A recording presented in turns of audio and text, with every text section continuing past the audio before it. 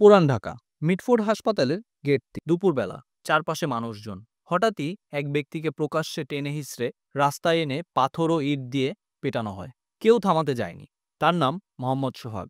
কিভাবে ভাঙারি ব্যবসা নিয়ে শুরু হওয়া দ্বন্দ্ব এমন নৃশংস হত্যাকাণ্ডে রূপ নেয়, আজ বলবো সেই গল্প। বাস্তব এক মাফিয়া সিন্ডিকেটের কাহিনী। মোহাম্মদ সোহাগ, যার আসল নাম লালচাঁদ, বয়স ৩৯। সোহাগের মূল বাড়ি বরগুনা সদর উপজেলায় একটি গ্রামীণ এলাকায় তার জন্ম ও বেড়ে ওঠা। তার বাবার নাম মোহাম্মদ আয়ুব আলী। তার বাবার মৃত্যু হয় বজ্রাঘাত। তিনি মাত্র ৭ মাস বয়সে তার মা ও দিদির সাথে সপরিবারে ঢাকায় চলে আসেন। ছোটবেলায় তাদের আর্থিক অবস্থা ছিল শোচনীয়। ঠিক এই কারণেই ঢাকায় চলে আসা। স্কুল বয়সেই তিনি মহিম মেটাল নামে একটি স্ক্র্যাপ বা ভাঙারির দোকান চালু করেন। সেখান থেকেই তার ব্যবসা বাড়তে থাকে।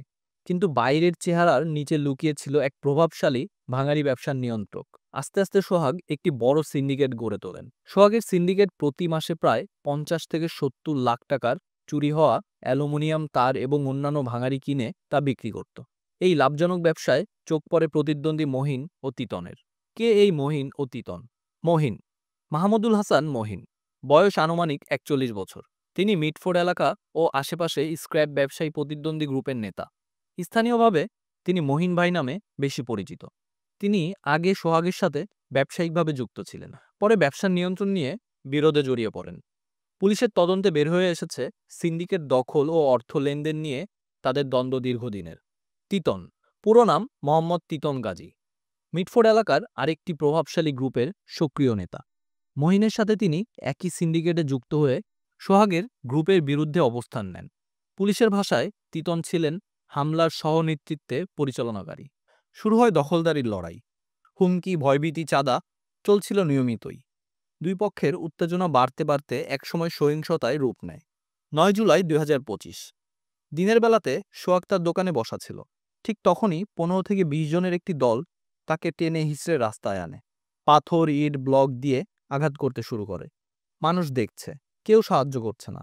একসময় সোহাগের নিথর দেহ পড়ে থাকতে দেখা যায় রাস্তায়। ১০ জুলাই ভাইয়ের দায়ের করা মামলায় ১৯ জনের নাম। এখন পর্যন্ত ৯ জন গ্রেফতার। এর মধ্যে ৪ জন আদালতে স্বীকারোক্তি দিয়েছে। প্রধান অভিযুক্ত মাহমুদুল হাসান মহিন নিজেই আদালতে স্বীকার করেছেন সিন্ডিকেটের নিয়ন্ত্রণের জন্যই তিনি খুন করেছেন। সরকার বলছে এই মামলার বিচার হবে স্পিডি ট্রায়াল ট্রাইব্যুনালে, যেন দ্রুত বিচার হয় এবং অপরাধীরা ছাড় না পায়। কিন্তু প্রশ্ন থেকে যায়, রাজধানীর মাঝখানে এত মানুষের সামনে এত ভয়ঙ্কর হত্যাকাণ্ড, এটা কি কোনো নতুন বার্তা দিচ্ছে? একজন সোহাগ মারা গেছেন, কিন্তু পুরান ঢাকার অজস্র সোহাগ আজও বেঁচে আছেন, যারা এই চক্রের অংশ, যারা সুযোগ খুঁজছে দখল নেয়া।